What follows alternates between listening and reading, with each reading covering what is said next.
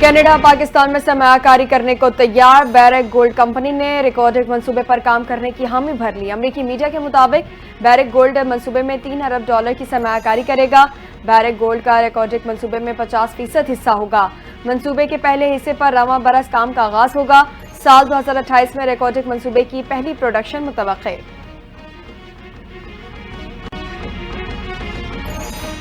Pakistan international air line نے 21 سال بعد اربوں کا منافع حاصل کر لیا۔ ایئر لائن نے مالی سال 2024 میں 9.3 ارب روپے آپریٹنگ منافع کمایا۔ وزیر دفاع خواجہ آصف کہتے ہیں 21 سال بعد ایئر لائن کو 26.2 ارب روپے کا خالص منافع ہوا۔ ایئر لائن اب نجکاری کے ذریعے مالیاتی کارکردگی سے فائدہ اٹھانے کے لیے تیار ہے۔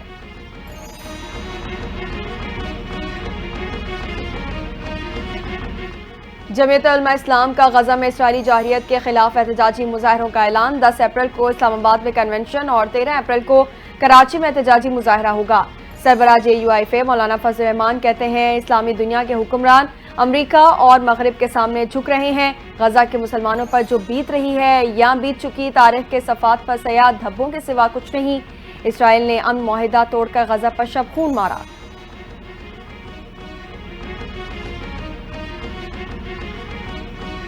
پاکستان کا اقوام متحدہ میں عسکری مصنوعی ذہانت کے خطرات پر تشویش کا اظہار۔ پاکستان کے مستقل مندوب برائے اقوام متحدہ عاصم افتخار احمد نے مباحثے سے خطاب میں کہا AI کو اسلحے کی کسی نئے مقابلے کے میدان میں تبدیل ہونے سے روکا جائے۔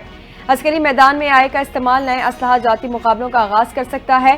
AI کے عالمی امن و سلامتی پر گہرے اثرات مرتب ہو سکتے ہیں۔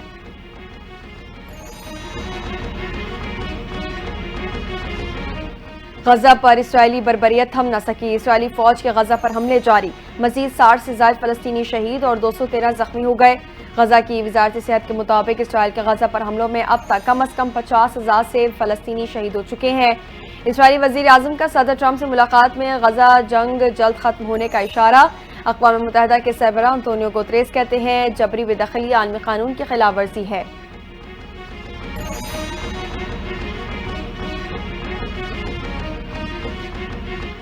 غزہ میں جنگ ہمیشہ نہیں چل سکتی، اس لیے جنگ بندی بہت ضروری ہے۔ حماس کے سیاسی بیورو کے رکن حسام بدران کہتے ہیں ثالثوں سے رابطہ اب بھی جاری ہے لیکن تاحال کوئی نئی تجاویز سامنے نہیں آئی۔ حماس ایسے تمام اقدامات کے لیے تیار ہے جو جنگ بندی اور فلسطینی عوام کے خلاف جاری نسل کشی کو روکنے کا سبب بنے۔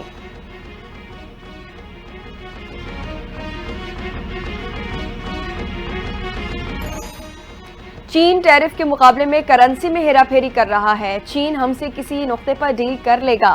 امریکی صدر ڈونلڈ ٹرمپ کا تقریب سے خطاب، کہا اس وقت چین 104% ٹیرف ادا کر رہا ہے۔ ٹیرف کی مد میں ہم روزانہ $2 ارب حاصل کر رہے ہیں۔ جاپان اور جنوبی کوریا کے نمائندے معاہدے کے لیے امریکہ پہنچ رہے ہیں۔